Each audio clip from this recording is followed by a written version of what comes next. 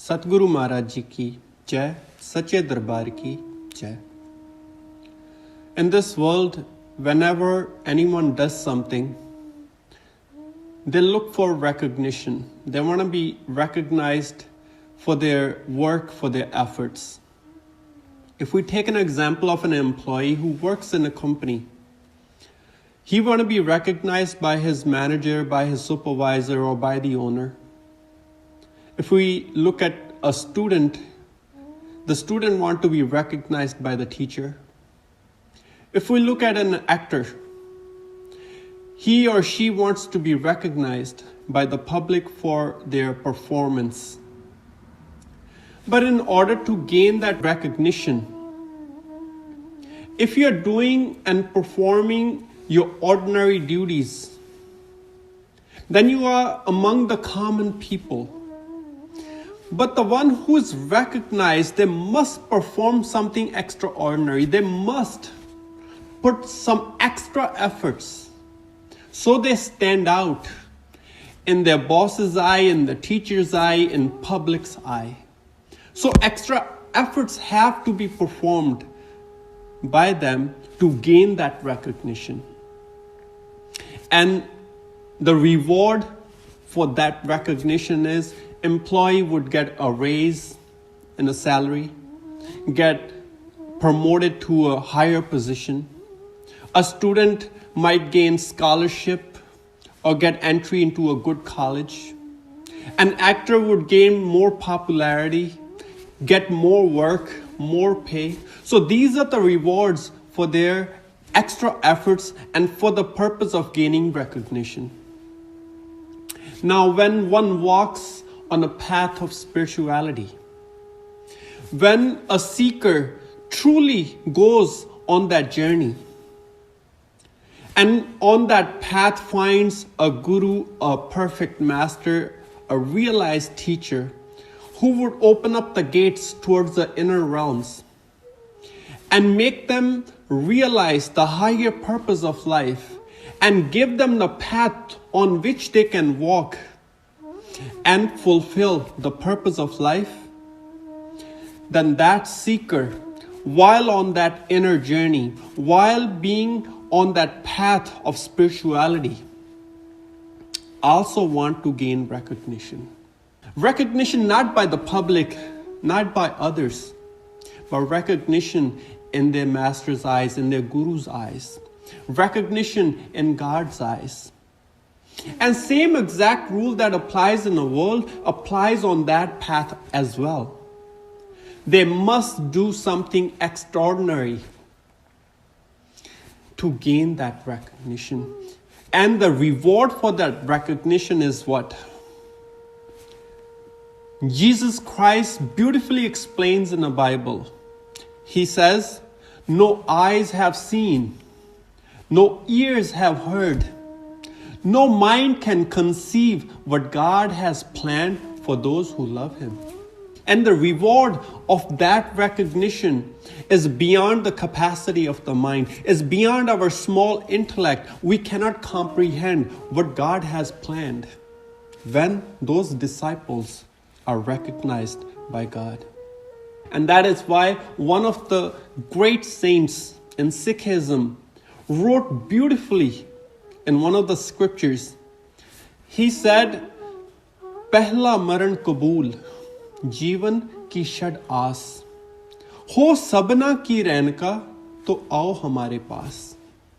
Meaning, he said, first accept death.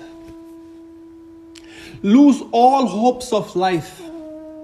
Become the dust in the feet of all. And only then you'll be accepted by God, you'll be accepted by me. Now, what does that mean in a simple language, and what does that mean for us? Lose all the desires, sacrifice, lose the identity, lose the pride, lose the ego, become humble, and become that bird which does not fly from branch to branch, tree to tree, every single moment switching and jumping from one place to the other. Become that bird that sits on a ship in the vast ocean, where one does not find any land, any tree, anywhere else to be seated upon. It flies, but then comes back to the same ship to rest. No hope for anything else. Only be focused and be placed in one place to be on that ship. When Guru gives the technique through which one can unite with that ultimate supreme divine power, and one meditates and contemplates and moves further on that journey, one must become like that bird on a ship. Doesn't matter what we do in the world. In the back of our mind, that remembrance of God, that contemplation on God's name at all time must exist. Only then we will be successful in gaining the recognition that we want to gain. All the godly qualities that are required to be recognized by God will manifest in your heart, will manifest in your nature. So the right actions are performed. So the right attitude exists in your life. So one can reach the highest place on this path. Once there were 3 mountains, and right next to those mountains existed a great ditch, a great valley. So in that secluded region, nobody wanted to come because it's very dangerous and there's not much to do there. So one time God appeared in that region and from inside spoke to the mountains that I want people to come and live. I want people to recognize this area. So I'm going to name this region after one of you. And I will give you each one wish. And what you will ask, depending on your choice, I will be naming this region after you. So the first mountain was asked by God, what do you want? The mountain said, Lord, make me so high, make me so tall, so I am recognized and I am seen by others from far, far away. God asked the second mountain, what do you want? The mountain spoke and said, I want every inch of myself to be covered with trees, with greenery. I want no bare spot on me. I want every single part of myself to be covered in greenery. The God turned to the third mountain and asked, what do you wish? The mountain spoke and said, Lord, right next to us is a great ditch. It's a great danger. Because of that, no one wants to be in this region. So melt me down, break me down, so I can fill that ditch and level this region so others can walk upon. Saying that, God disappeared. And after a few years, God reappeared in the same region. The first mountain stood so tall that from far away people could see. But no one would want to climb that mountain because it was so dangerous. The second mountain was full of greenery, but no one dared to go inside because wild animals existed. Very hard to walk, so much danger. So no one would go there. And the third was fully leveled. And many people came and started farming on that land. That deep ditch became leveled and plain fields existed, and many people came and started farming on that land. Many people came and they built their houses on that land. And great crops were being grown, and many people were being nurtured, and so much population was being helped, and they lived and they enjoyed their life there. So God named that region after that mountain. Now, all three were there. All three were asked the same exact thing, but their choices were completely different, and their choices determined their recognition in God's eyes. The one who want to stand tall in this world, one want to be recognized by the people and want to gain popularity and want to be seen by others. That's the only thing they will gain. But those who want to be seen by God, those who want to be recognized by God, they must lose their identity. They must become humble. They must lose the desires of selfish motive and selfish gain.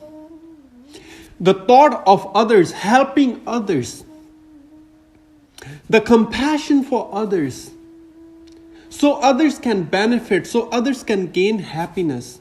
That thought must exist in their mind. And when that humility will exist inside, like the saint said, you must become the dust in the feet of all. When you are that humble,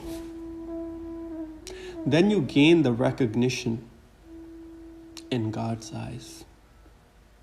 And once you do gain that, then you cannot begin to imagine what God has planned for you in His own mind. Then no darkness, no ignorance can exist in your life. No cycle of life and death may exist in your path. Then no pain or suffering may even enter in the circle, in the vicinity where you exist. That is the reward of becoming humble and being recognized in God's eyes. So my dear friends, do you want to be like the first mountain and be tall and gain recognition by the public and be seen by others? Do you want to be like the second mountain and be covered in selfish motives and desires, so no thought of God may exist inside of you? Or you want to be like the third? Sacrifice yourself, your own happiness for the sake of others. Lose your own desires so others may benefit. So may others can live. So may others gain happiness in their life because of your sacrifice. It is easy to be the first and the second, but the third is very tough. It is very hard to do. But those who will become like the third will shine like the sun in the sky, not at that moment, but centuries will pass. Yet people will recognize those. People will take inspiration from those. So it is better to do something great in life that others may be inspired, so others may be helped. And we are recognized in Guru's eyes. We are recognized in God's eyes. Then Guru will take the responsibility of that drop, because we are that drop of ocean which has separated, but the purpose of that drop is to return back to the ocean. We have lost our power, we have lost our originality, our divine nature. And if we are recognized by the Guru, then Guru will become that sun and shine his intense rays on that drop.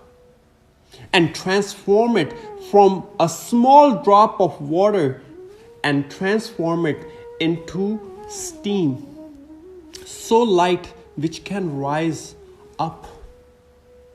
Then he will become that cloud and take that steam inside. Then he will become the wind which will push that cloud in the right direction towards the ocean. And when that cloud reaches the ocean, the process of condensation will occur, and that steam will convert into water and fall into the ocean as rain. And that drop will submerge into the ocean. All that power that has been lost, all that false identity that drop took upon, will return to its original state. All that power is gained, the purpose is fulfilled, and that drop has become the ocean now. And that is the duty of a guru. But one must perform certain efforts of eliminating the negativity, eliminating the darkness within, eliminating the desires for selfish gains and motives, and become selfless, become humble, have love, intense love for Guru and God. Then Guru will perform his duties and take that drop into the ocean. And that is why saints have said, no eyes have seen, no ears have heard, no mind can conceive what God has planned for those who love him. So my dear friends, let us become those lovers. Let us become like the third mountain. Let us rise so high in God's eyes that we never have to go through the pain and suffering, life and death, ignorance and darkness ever again. So keep meditating the path that Guru have shown you, the door that he has opened. Meditate and eliminate all the darkness within. Gain that recognition in Guru's eyes and let him take you to the ocean. So continue meditating, continue elevating, continue putting your tireless efforts on this path so you can fulfill the purpose of life. So dear friends, until next time, God bless.